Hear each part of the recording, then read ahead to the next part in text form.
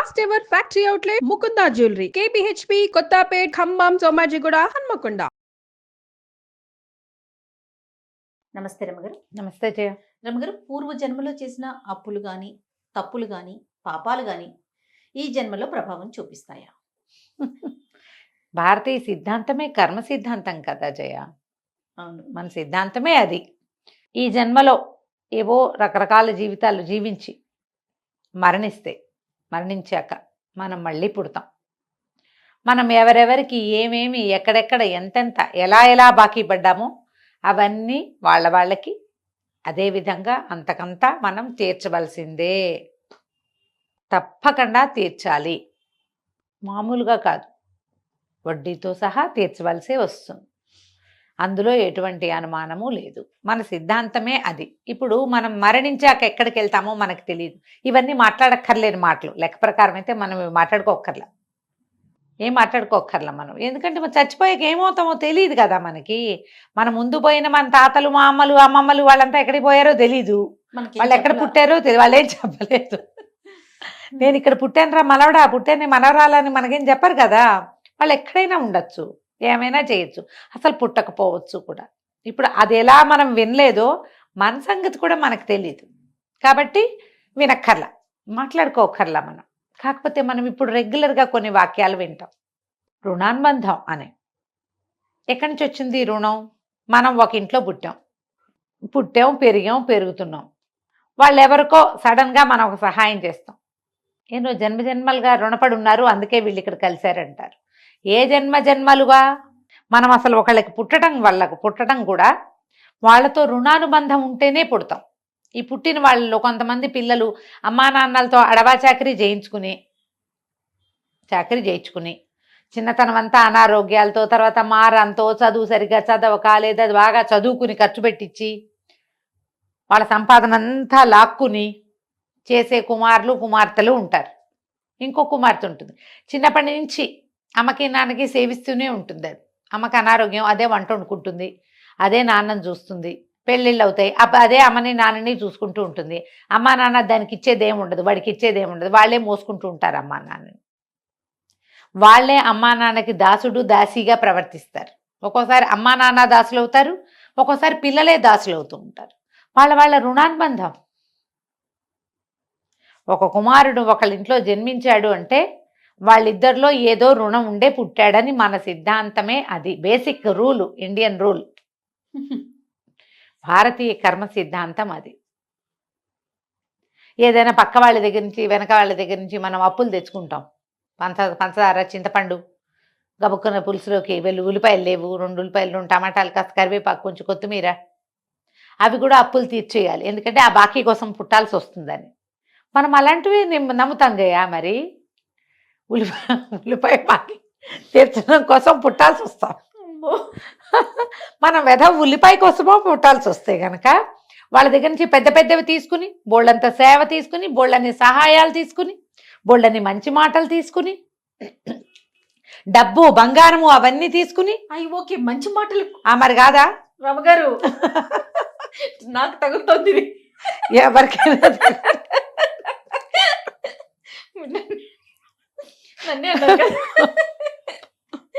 కాదమ్మా, ఒట్టి పుణ్యానికి నీకెందుకు మంచి మాటలు చెప్పాలి నేను? నాకు చెప్పు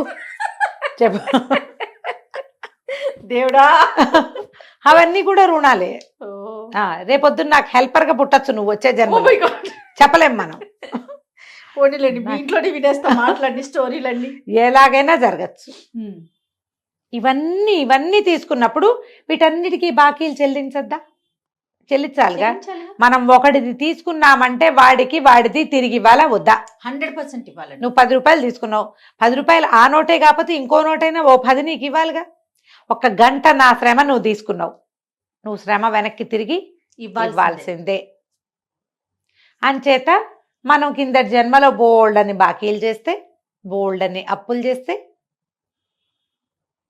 అవన్నీ తీర్చడానికి ఈ జన్మలో వాళ్ళ ఇంట్లో కాకిగానో, వాళ్ళ ఇంట్లో కుక్కగానో, లేకపోతే వాళ్ళ ఇంట్లో ఎద్దు, ఆవు, గెద్దుడ, దున్నపోతు అలాగో, లేకపోతే వాళ్ళు మనని చాలా సతాయించారనుకో, మనకి ఇంకా రకరకాల ప్రాబ్లమ్స్ వల్ల మనం పందికొక్కుగా పుట్టామనుకో, ఎవరు మనని సతాయించారో వాళ్ళ ఇంట్లో పందికొక్కుగా ఉంటాం మనం.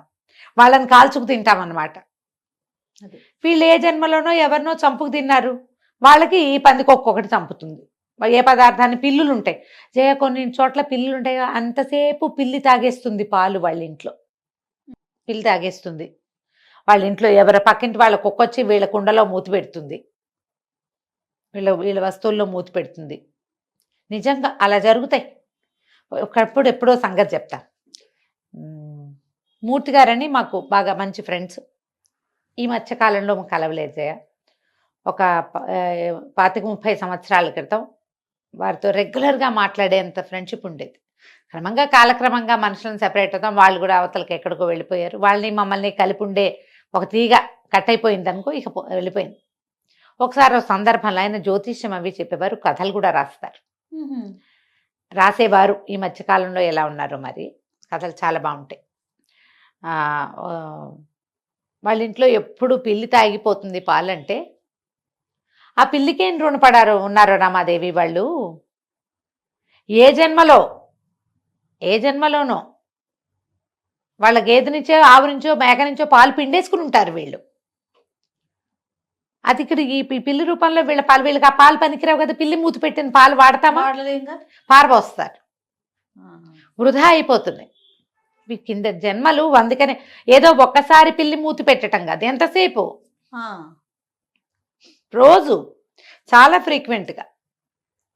దానికోసం ఒక గిన్నెలో పాలు పోసి అక్కడ పెట్టమని చెప్పు వాళ్ళని అన్నారు. అది దాని రుణం తీరిపోతుంది. ఒక గిన్నెలో దానికోసం పెడితే చెప్పాలి వాళ్ళకి అని చెప్పారు. ఎంత గుర్తుందో, కనీసం 29-30. మా పెద్దబ్బాయి కూడా పుట్ల, అంత పాత సంగతి. ఆ మాట మర్చిపోలేదు నేను. ఆ రుణానుబంధం అనేది అసలు దాన్ని తీయలేము జయ మన జీవితాల్లో నుంచి. నువ్వు ఏది నమ్మద్దు.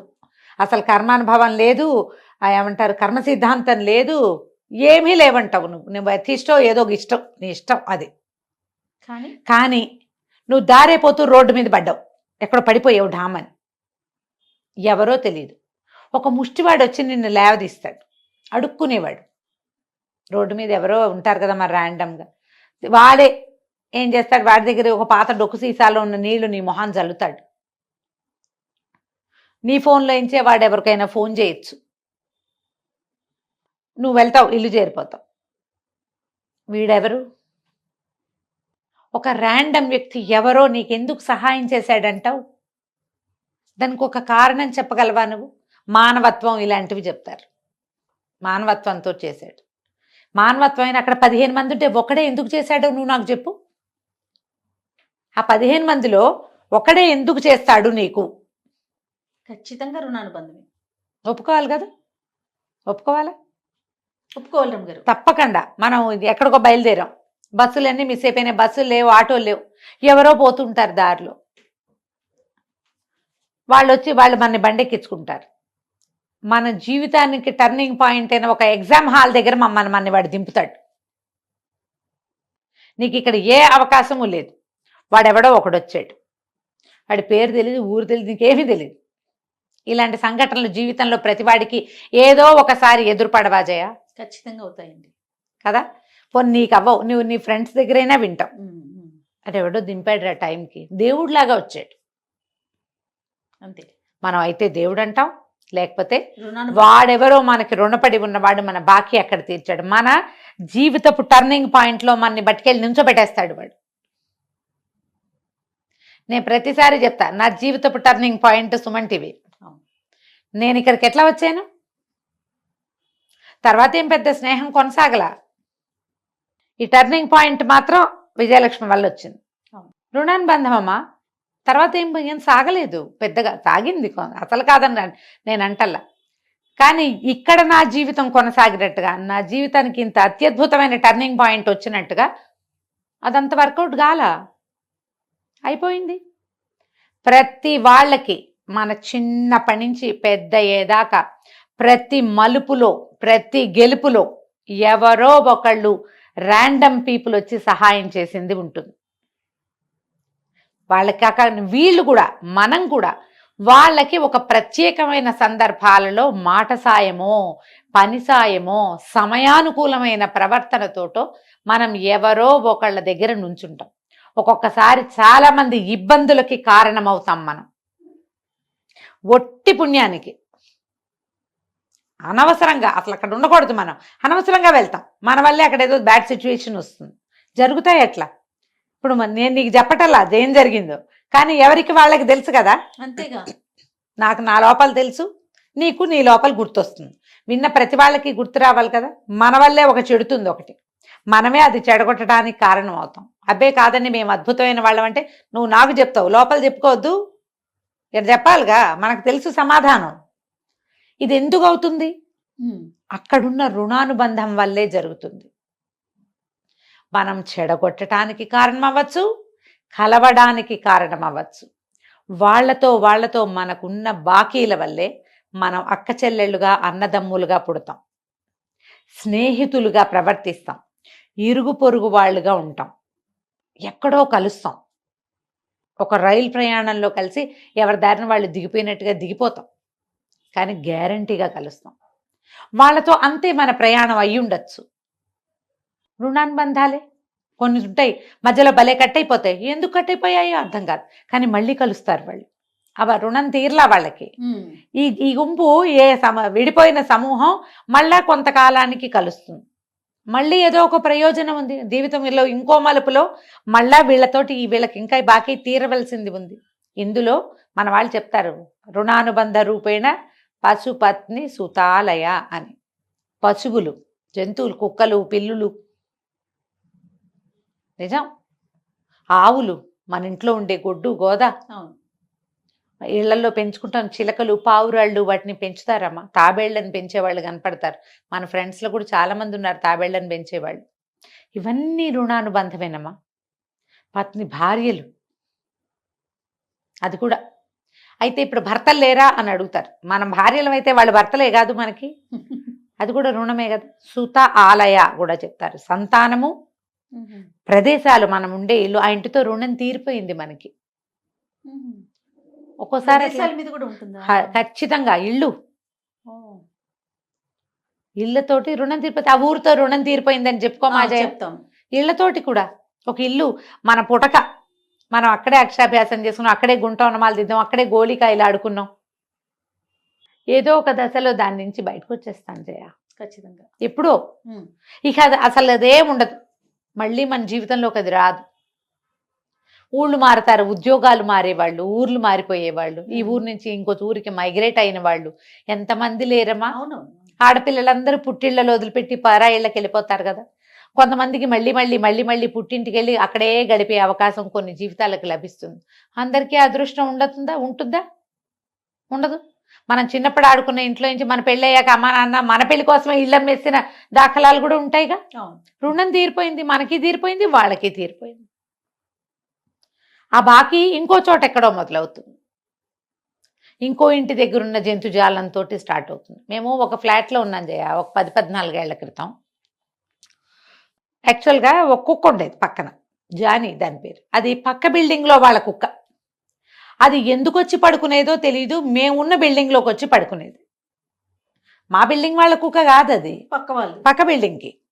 అయితే వచ్చి 2nd ఫ్లోర్లో ఉండేవాళ్ళం మేము, మా వాకిట్లో పడుకునేది. మా ఇంటికి వచ్చిన వాళ్ళది రా అని పరిగెత్తుకుంటూ పోయేవాళ్ళు, నల్లటి బొచ్చు కుక్కది. సరే వాకిట్లో పడుకుంటోంది కదా, ఆ పిల్లలు ఒక రవ చిన్నవాళ్ళు. నాకు కూడా కొంచెం కుక్క ప్రీతి ఉన్నది, మా ఇంట్లో బాగా కుక్కలు ఉండేవి. కాకపోతే ఎత్తుకుని చంకలో పెట్టుకుని పక్కల పడుకోబెట్టుకుని ఆ ముచ్చట కాదు, కుక్కకి అన్నం పెట్టే ప్రీతి పాత్రమైన ముచ్చటే నాకు. వాకిట్లో పాలు పోసేవాళ్ళం, అన్నం పెట్టేవాళ్ళం, అది తినేది. మార్నింగ్ వాక్ వెళ్ళినప్పుడు నా వెనకాల వచ్చేది. అది యోగా క్లాస్కి వెళ్ళేదాన్ని నా ఇంట్లో ఉన్నప్పుడు. ప్రతిరోజు నా యోగా క్లాస్కి వచ్చి నాతో పాటు మళ్ళీ వెనక్కి వచ్చేది. అది తప్ప నేను ఏ ముద్దు దాని ఒంటి మీద చెయ్యేసి ఎరగని చేయ, నేను ముట్టుకునే ముద్దు కాదు, అది రోడ్ల మీద తిరుగుతుంది, అంత సరదా లేదు. కానీ అన్నం మాత్రం ఖచ్చితంగా పెట్టేవాళ్ళం, పాలు పోసేవాళ్ళం.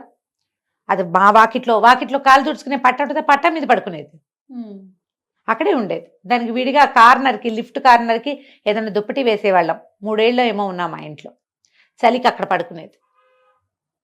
మేము ఇల్లు మారాక కొద్ది రోజులు మా వెనకాల తిరిగింది. అది ఇల్లు కొంచెం అవతలికి మారాం, కొంచెం అదే లైన్లో ఇంకాస్త ముందుకి వెళ్ళి ఎల్ షేప్లో తిరగాలన్నమాట. ఒక వారం రోజులు 10 రోజులు తిరిగి ఆ తర్వాత ఇంకా అది రావడం మానేసింది. కొంచెం పిల్లలు దాన్ని మిస్ అయ్యేవారు, జానీ కనపట్టలేదు అని. తర్వాత ఈ కుక్క మేము అక్కడ ఉన్న 3 ఏళ్ళు మా ఇంట్లో అన్నం తింది పాలు తాగింది చేయాలి. మేము ఇల్లు మారిన కొద్ది రోజులకి దాన్ని ఈ కుక్కలు బండి వస్తుందిగా పట్టుకుపోయారు. అంతకుముందు ఆ బండి వచ్చినప్పుడు మేము దాచిపెట్టేసేవాళ్ళం. నిజంగా నేను చేసిన చెప్తే సరిపోతుంది. బిల్డింగ్లోనే ఉంచేవాళ్ళం, లేవు మా దగ్గర ఏమని చెప్పేసి వాచ్మ్యాన్ని పంపించి, వాచ్మ్యాన్ కూడా బాగా చూసుకునేవాడు దాన్ని. ఆ 3 ఏళ్ళు మేము దానికి రుణం. అంతే. ఇలా జరగవా మీ జీవితాల్లో? ఆలోచించండి. ఇప్పుడు కుక్కని కావలించుకుని ఒళ్ళో పెట్టుకుని మంచాల మీద ఎక్కించుకుంటేనే ముద్దా కాదు, ఇది కూడా ముద్దే. మేము సాయంత్రం అయ్యేసరికి తెల్లవారంగానే అది కనపడకపోతే జానీ ఏది అని చూసేవాళ్ళు, పిల్లలు చూసేవాళ్ళు. మా ఇంటికి వచ్చిన పిల్లలు, మా అక్కయ్యల పిల్లలు వాళ్ళు కూడా 3-4 సార్లు చూసాక అది రాకపోతే ఏది వాకిట్లో కుక్క ఉండాలి కదా పిన్నమా, ఏది అది అని అడిగేవాడు.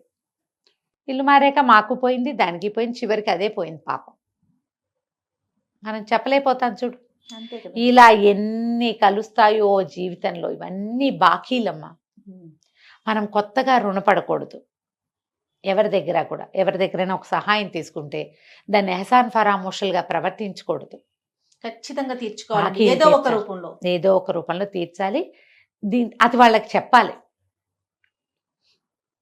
సహాయం తీసుకుని తలకాయలు తిప్పేసి వెగటుగా మాట్లాడి చిన్నబుచ్చి చేయకూడదు. ఒకవేళ మీరు సహాయం తీసుకుని కూడా తీసుకోలేదని అబద్ధం ఆడారంటే వాళ్ళ ఇంట్లో ఇట్లా జంతువులుగా పుట్టాల్సి వస్తారు. శాస్త్రం మనకు అదే చెప్తుందమ్మా. అవ్వచ్చు, అవ్వకపోవచ్చు. ఆలోచించండి. మనం ఒకళ్ళ తీసుకుని ఇవ్వకపోవటం ఏమిటి అసలు? అంతే కదా, ఇవ్వకపోవటం ఏమిటి? వాళ్ళ తీసుకున్నాం, వాళ్ళ సహాయమో మాటో మంచో తీసుకున్నాం, తిరిగి ఇచ్చి ఖచ్చితంగా ఇవ్వాలి. లేకపోతే లావైపోతాం అనుకోండి, పోనీ కనీసం తీర్చకపోతే లావైపోతామని భావించినా అది కూడా మంచిదే కదా. ఎప్పుడు ఇలాంటి ఆలోచనతోటి ఉండాలి. మనకి భగవద్గీతలో చెప్తారు, రుణంతో ఎలాగూ పుడతాం. అసలు ఉపాసన కూడా సగంలో ఉండగా మనం మరణిస్తే మరుసటి జన్మలో అది మొదలవుతుంది. మళ్ళీ మొదలవుతుందంటే మరి నువ్వు వదిలేసిన బాకీ నీ వెంట పడదు, ఖచ్చితంగా అది పడుతుందిగా. ఇది వచ్చినప్పుడు అది రావాలి కదమ్మా, రావాలా? ఈ రుణానుబంధాలు అనేవి అక్షరాలా ఉంటాయమ్మా.